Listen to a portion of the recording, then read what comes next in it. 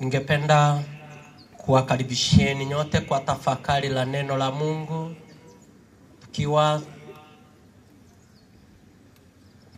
tunaomba Mungu rehema na neema zake.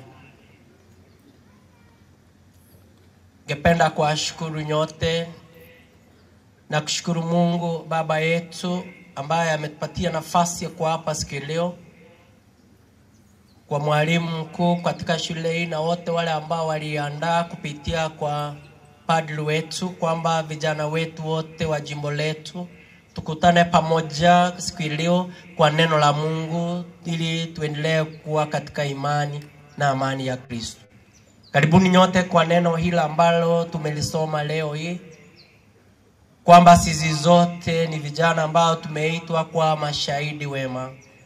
Vijana ambao wamezaliwa vile tulisikia, vijana ambao ni zawadi iliyotoka kwake Mwenyezi Mungu, ukapitia katika mikono ya wazazi wako walezi, na wakati huo katika mikono ya walimu wako, wazazi wa hali ya pili katika maisha haya. Sasa tunaendelea kutafakari na kumuomba Mungu vile tumesikia injili ya leo, kwamba mtoto huyu atakuwa wa namna gani?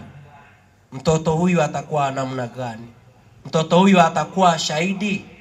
Atatoa ushahidi wake kwa wengine, ama atakuwa mwenye usingizi kama kijana ambaye tumemsikia katika somo la kwanza? Mtoto huyu atakuwa wa namna gani? Mtoto huyu ambaye aliteuliwa akaingia katika shule ya upili atakuwa wa namna gani baada ya miaka 4? Mtoto huyu atakuwa wa namna gani katika maisha yake na wazazi wake? Mtoto huyu ambaye hana wazazi na ni yatima atakuwa mtoto shahidi katika maisha yake? Huyu mtoto ambaye alilelewa katika hali ngumu katika shule ya pahali alianzia, atamaliza vizuri? Huyu atakuwa mtoto wa namna gani? Tumekuja kuomba Kristo mwana wa Mungu asaidie wanafunzi, vijana wetu, awape neema na rehema zake, ili katika maisha yenu ya kuwa katika shule muweze kumtambua Kristo. Mungu aweze kuwa katika hali yote vile tumesikia injili leo, kwamba mtoto yule ambaye alizaliwa Yohana Mbatizaji, yeye alikuwa anaongozwa na Mungu. Ili muongozwe na Mungu muweze kuwa vijana wema wenye maadili mema, tabia ambayo inasifika katika shule na katika ulimwengu wetu. Tumekuja kuomba kwamba Mungu asaidie walimu wetu wanaofanya kazi ngumu, wanaowalea, ili Mungu awape uchazili na neema ile ya kujitolea kuwapa mazuri na mema, ili nanyi muweze kuwa watu wema, taa ambazo zinawaka katika familia, katika inji yetu, katika jimbo letu. Tunawaombea mazuri vijana. Vile mmeketi hapa hivi, nasi tu ambao tumesimama hapa, walimu wetu ambao wako hapa walikuwa wameketi pale mmeketi. Ni wakati tu ambao ni wakati tu mfupi katika maisha yako ambao utakuwa ukiongea na wanafunzi. Utakuwa mwalimu, ila tu katika hali hiyo lazima ujitolee, ujisatiti katika maisha yako uone kwamba umefanikiwa. Ndipo tunaombea mazuri na nyinyi nyote tukiwa hapa siku leo. Mkiona walimu wameketi hapa, wengine tumetoka mbali, ni kwa sababu ya upendo wake Mwenyezi Mungu kwenu, kwamba tunapenda wanafunzi wetu, tunapenda vijana, nao ndio tunajua kwamba hatimaye mtakuwa viongozi wetu siku za hatimaye, ili muweze kuongoza kanisa lake Mwenyezi Mungu, shule zetu, inji yetu. Tunataka kuombea mazuri ili katika safari yenu ni academic journey that you may succeed in life, ili mmalize safari yenu vizuri, msifike katikati mchoke, msianguke, msiwe na usingizi kama huyo kijana kuko katika somo la kwanza siku leo. Ndugu na dada zangu, vijana ambao ni zawadi ya wazazi, omba Mungu akusaidie utoke shuleni ukiwa zawadi. Tunataka zawadi nyingi katika familia zetu. Tunataka watoto ambao ni wa manufaa, vijana ambao wanasimama imara katika maisha yao, vijana ambao wamepewa kipaji imara, kwamba wakati ambapo mambo yanaenda kinyume na matarajio ya wengi, ninyi mnasimama wima. Katika shule yenu mnasimama wima na imani, katika familia unasimama wima, hata ingawa yote yanaenda kinyume, na wewe unasimama wima katika imani. Ndipo tunaambiwa kwamba now we must go not for quantity but for quality life. People have gone for quantity in life, but for you it is a qualitative life, not a quantitative life. Sio kwamba wanafunzi wengi, lakini wanafunzi wa aina gani? Sio vijana wamezaliwa familia ya vijana 7, lakini wa aina gani? Tungependa hata wazaliwa 2 ambao ni wenye manufaa. Vijana ambao wanajua kwamba tuko shuleni kwa sababu ya lengo fulani. Ndugu na dada zangu, siku hii ni ya muhimu kwetu kwamba neno la Mungu liwaze ndani yetu mazuri, that we may add value to our families. Tuongeze mazuri na mema. Masomo ya siku hii. Somo haya ambayo tumeyasoma, somo la kwanza tumesoma katika Matendo ya Mitume. Nikawaelezea kwamba baada ya kusikia injili ya Kristo, watu wangependa kuona ushahidi wako, that you witness through your actions. Look at the gospel of today. The first we have, as I said, Matthew, Mark, Luke and John. Then after the gospel, vile mmekuwa hapa siku leo, mmesikia mazungumzo, mmesikia mahubiri, utakapotoka hapa uende pale ambapo unafika, watu waone matendo yako. Sema msichana ni wa aina gani? Msichana ni mkarimu, msichana wenye pole, hana mambo mengi, kwa sababu injili ya Kristo imekaa ndani yako. Kwa hivyo ni ile ni kuishi injili ndio kuwa shahidi. That you witness Jesus Christ by living the gospel. As I said, the word gospel means you go. You go and you spell. You go and you do the same. Nenda mfanye hivyo. Peleke injili ya Yesu kupitia kwa maisha yenu. So that you preach through your life as a young person. Ukifika as a young girl, as a young boy in a family, as a gentleman, you preach through your life. Hata wengine wakikuona. Vile tunasikia katika kitabu cha Ayubu 29, kuna kijana pale ambao yeye wakati wengine walikuwa wanamuona, wote walikuwa wanatoroka. Walikuwa wakimuona wanampisha, wanamwambia pita. Sisi hatutaki mambo mengi, kwa sababu alikuwa na maadili mazuri. Kwa sababu yeye alikuwa na neno la Mungu likiwa naye. Ukisoma tu Job 29 verse 7 inasema, nilipokuwa na wazee langoni na kuchukua nafasi yangu ya kuketi, vijana wote waliponiona walisimama kando.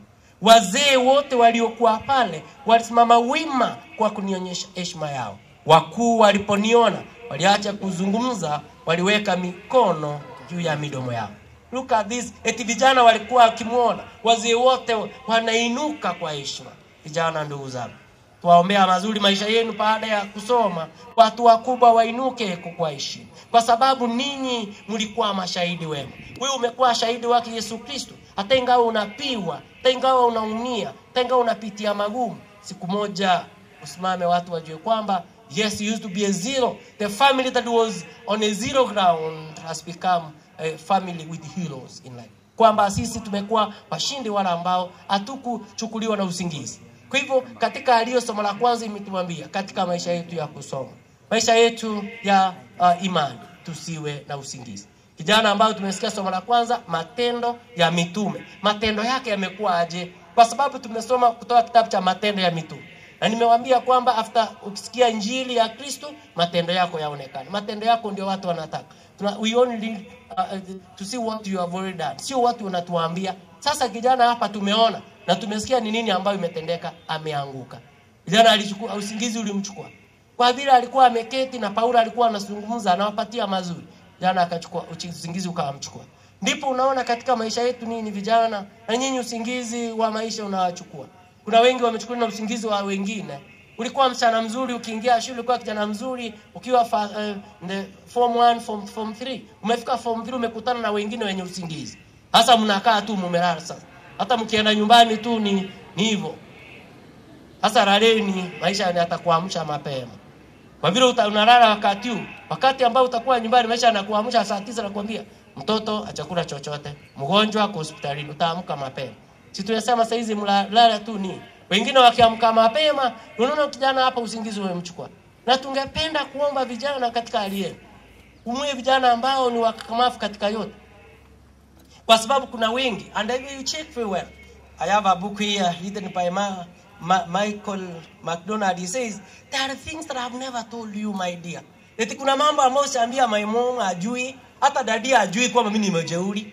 No. The book says that what I've never told you in life is there. What I've never told. Kuna vitu hujaambia mzazi, hata mzazi ajui. Ajui kwamba uko na simu na umeificha. Kama yule msichana ambaye alificha simu nyumbani during after mazishi, akatokea nyumbani akaliweka ameweka katikati ya mattress nyumbani. Kwa sababu aliambiwa simu ilete hapa. Akamwambia mami hapana, itaiweka. Mwambia sawa. Sasa akararua, yako iko wapi ile simu yako? Okay. yake ilikuwa kwa mattress, alikuwa amefungia kwa mattress. Wageni wakaja wakati akiwa shuleni, wageni wakaja nyumbani. Sasa wakasema kwamba mattress ziko wapi? Wakatoa pale zilikuwa, wakapeleka kwa auntie. Sasa unajua sasa wakichukua wageni, mmoja alikuwa amelala hivi, hii ni nini? Kurarua akapata ni simu, akaitoa. Msichana ameenda nyumbani akapata mattress haipo. Kwa hivyo kama mattress haipo nyumbani, simu ndio iko wapi? Nyinyi hamna simu, ni vile tu nilikuwa nasema ni yule msichana. Nyinyi sio wale wasichana, ni yule msichana. Yeye na hayuko hapa, si hayuko hapa, haizi kuwa hapa, anakaa nini hapa? Nyinyi sio wasichana wa usingizi ama sisi ni mastrongi ama sisi ni mastrongi tunasoma. Si hatuwezi hata usingizi hawezi kuwa sisi. Mnatuona aje yani? Sisi sio watu wa eti tunasinzia aje yani. Ni wale wengine wale. Ndipo tumeambiwa somo la kwanza, yule kijana akachukuliwa na usingizi akaanguka. Kwa hivyo ningetaka kuangalia neno kuanguka katika maisha yetu, ili kwamba katika imani yetu vijana msianguke. Katika masomo yenu wazazi wamejitolea. Vile mmeketi hapa ndugu na dada zangu, kuna wazazi wengine hata saizi hizi jua kwa wapi. Vijana wasichana, vijana wafurana mlio hapa. Kuna wazazi wakati wengine saizi wametusiwa. Kuna mzazi anafanya kazi hotelini kwa sababu ya msichana. Ajue kwamba amepata kazi ili apate pesa amlipie school fee. Lakini yeye anatusiwa pala, anaitwa ng'ombe, leta maji, leta nini. Babaka anatusiwa na huko hapa na usingizi umekuchukua. Umepata wasichana wengine ujui wanatoka wapi. You don't even accept where you come from. Umekuja shuleni ukipata wasichana wengine, shopping ndio hiyo. Sasa wewe macho yako, we say that you must control yourself for you to be a witness. Macho yako naangalia box ya mwingine. Sasa umeanza kidogo kidogo umeanza kupadilika. Ndio sasa ukienda hata nyumbani, hata kusalimia mzazi, sio vile ulikuwa hali ya kwanza. And that's why you have changed from original to a photocopy in your life. You have changed even your mind. Even the way you used to. Kwa wakati ulikuwa unaomba tu vizuri. Msichana ambaye alikuwa na vizuri, akiongea vizuri, akiomba. Msichana alikuwa na rozari. Sasa hizi rozari ndio inatafuta huyo msichana. Sio msichana anatafuta rozari. Mungu wetu ni mwenye huruma na amani. Awape mazuri ili tusiwe kama huyu kijana ambao tumemsikia katika somo la kwanza. Yeye hakufanya ama kutekeleza wajibu wake vizuri. Yeye ameanguka, na sasa ndio nauliza, tumeanguka kimaadili. Wengine hata ampokee, wengine walikuwa wamepatizwa, wengine hata wajani nini naendelea. Unaona vile tunaanguka katika maisha yetu. Tulikuwa juu, na umesikia yeye alikuwa katika ghorofa ya 3 na hakujua kwamba amefika ghorofa ya 3. Sasa kule ghorofa pale ameanguka, na kwa nini hakufikiria pale amefika? Umefikia katika hali yenu. Mungu amewainua na amekuinua, amekuweka pale. Usisinzie. Ukisinzia utaanguka vibaya. Ndio tunaambiwa ukienda juu utaanguka vibaya kuliko yule ambaye ako hali kule chini. Kwa hivyo angalia katika hali yenu. Somo la kwanza imeenda ikisema kwamba vijana msiwe watu wenye usingizi, amkeni katika maisha. Amka kimasomo. Wake up academically. Pale ambapo umeona umeanguka, bila tulisema uliingia hii shule ungetarajia to be alive, tulisema inamaanisha to be alive in order that you do. Lakini vile unaendelea tutapata umepitia ile gate ukiwa umeenda na D. Hapo D inamaanishaje? Si umekufa sasa hapo hivyo? Si uliingia ukiwa alive, alama nzuri. Hapa ndani wasichana wengine wamekukoroga, uone acha ya kusoma. Hata kwanza ukisoma utapata kazi, wamekukoroga tu. Ulikuwa ukiwa na uhai, sasa tunaona mtu amekufa pale. Ndio wengine walikuwa na uhai wakisoma, ndio wengine walikuwa wanaimba wimbo wa katikati hata kwa shule yao. Sisi hawaimbi. Wanasema nimechoka. Ukweli umechoka. Na ukichoka unaanguka kama yule kijana. Ndugu zangu, amkeni kimasomo, amkeni kimaadili, amkeni kimawazo, muinue familia zenu. Uplift your families, my dear people. You left home to change home. Never change the goal, like it's in the goalpost in life. Remain to your goal in this school. Katika injili ya leo tumemsikia kijana mmoja ambaye amezaliwa, na vile alizaliwa hivi kulikuwa na furaha. Wazazi wenu wakafurahi wakati ulizaliwa. We have the firstborn, the lastborn in the family. Lakini umesikia kijana alipozaliwa, kuna watu walikuja ili wampatie jina, na mama akasema hapana, mtoto wangu lazima hataitwa hivyo. Kijana alipozaliwa alileta furaha. Umeletea wazazi wako furaha? Unaheshimu wazazi wako ukweli? Wazazi wako wakoje? Wanauliza huyu mtoto wa namna gani? Yohana Mbatizaji amefanya vizuri. Kwa hivyo katika somo la Injili nimesoma katika Yohana huyu ambaye amefanya familia ifurahi. Na nyinyi nawaombeni tukimaliza kwamba fanyeni familia zenu zifurahi. Siwe na furaha. May your mom, your dad be happy. Proud of you msana wangu. Akuambia anakupenda kwa sababu unifanya vizuri. Kwa sababu umemuinua katika maisha yake. Pesa zake ziende zikienda hivyo. Somo la Injili, Yohana Mbatizaji amezaliwa na ameleta mazuri. He has become a witness. Na mtaona vile atainua familia. Mzee ambaye kwa anaongea Zakaria akaongea. Kwa hivyo akawa the witness of the family. Akazaliwa, mzee akwa anaongea, mnajua wakati ambapo alizaliwa akafanya familia ikaongea. Mzee akaongea, fanyeni wazazi wenu waongee. Kwa nini? Kwa sababu wamewapatia majina. Your parents are struggling to give you a name. So that after Form 4, you go to university and you become a teacher. So you'll be given a new name. When you go to a KMTC and you become a nurse, a doctor somewhere, you become a doctor. You have been given a name. Kuna wazazi wanatafuta pesa wakupatie jina mpya. Kubali kupewa jina mpya kwa kujitolea ili uweze sacrifice yourself to receive a new name from your parents. Receive a new name from your parents. They are struggling, waone mtoto wao msichana wangu amepita mtihani. Kwa hivyo na nyinyi msiwafanye wazazi walie. Kuna mzazi katika Injili ya leo aliuliza kwamba huyu mtoto kwa nini umetutenda hivi? Kama umesoma Luka 2:48 nasema kwamba wazazi waliuliza, na nitasoma msikie 2:47. Iuliza hivi, wazazi wake walipomuona, mama yake akauliza, mwanangu, mbona umetutenda hivi? Kwa hivyo I don't want to extract mbona umetutenda hivi. Msichana wangu, mbona umenitenda hivi? I thought that when you went to Nyaburu girls you had to come with A-.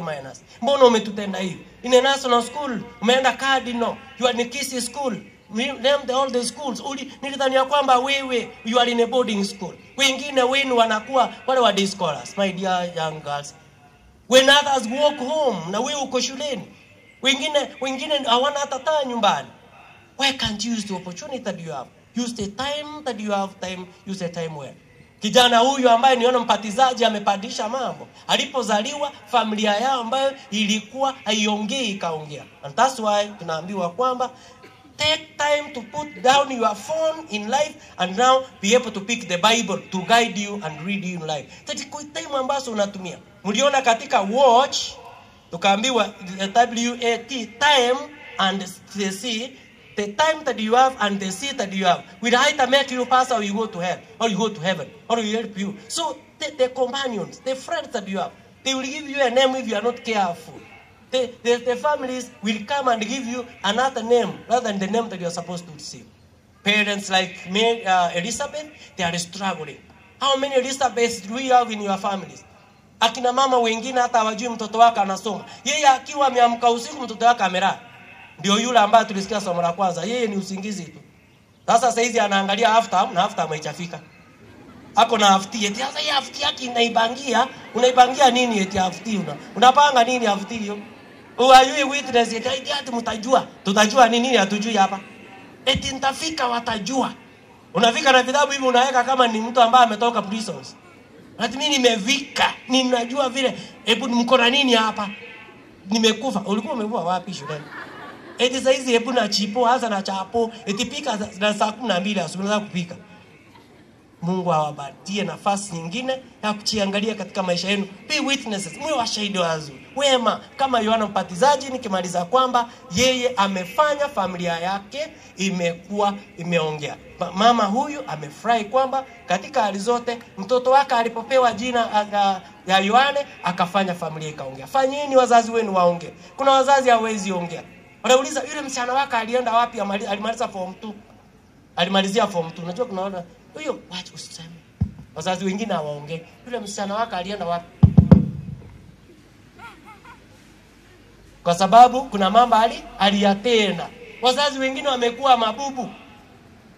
Fanyeni wazazi wenu waongee ili babaka aseme kwamba mnaona huyu ndiye kijana wangu. Waangalia aseme huyu, this is my firstborn na ako Cardinal. This is my firstborn na ako wapi? Ako Kisii school. Huyu ni my first God. Si unaona ndio huyu ako Nyaburu. Yule mwingine anakuwa akiongea pale. Huyu msana, yani anasikia tu vizuri. Fanyeni wazazi wenu wafurahi. Msiwafanye wao na huzuni, wapatie mazuri, wapatie miaka mingi. Kwa hivyo leo tumeomba kwamba tuweze kuwa mashahidi naposema kwamba Mungu wetu ambaye aliwaumba, amewalinda, amewaleta siku leo, awape mema hili katika hali zote. Tumekuja hapa Nyabululu kuomba Mungu kwamba sisi tuweze kuwa mashahidi wema wake Mwenyezi Mungu.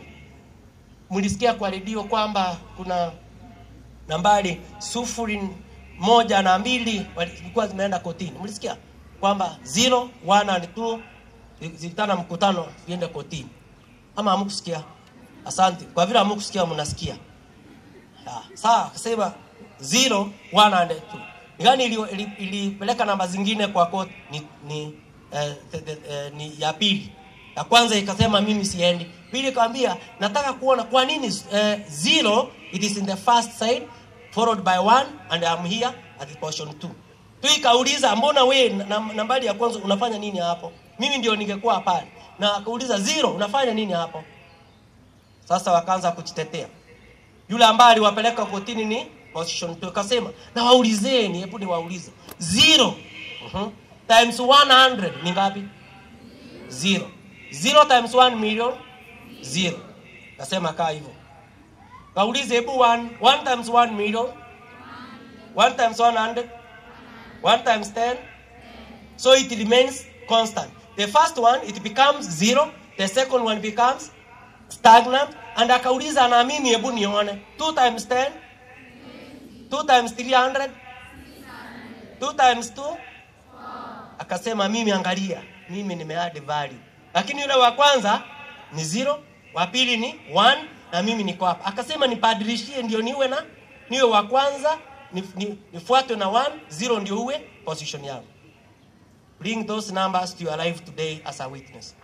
Wakati unakaa na msichana mwingine unamfanya akae 0 ama stagnant. Wakati ambao mnakutana na mtu hivi, wewe times 0 mnakaa na yeye mnakaa aje? Ma zeros nini? Wewe witness that mkikutana mwingine 2 times hivyo tunapata amen. Ama ni kukutana na mtu mwingine unamfanya nakaa 0. Eti habari yako unaendeleaje? Mimi hata sisomi na wewe 0. Unakaa maziro. Mungu awabariki ili mziwe 0 na ita stagnant in life. Usifanye mtu awe vile alikuwa. My dear teachers, because you are here, make this student, let them be uplifted academically. Wasonge juu kidogo. Hata ingawa alikuwa na D- aingie katika C-. Kwa sababu umemuongezea asikae stagnant.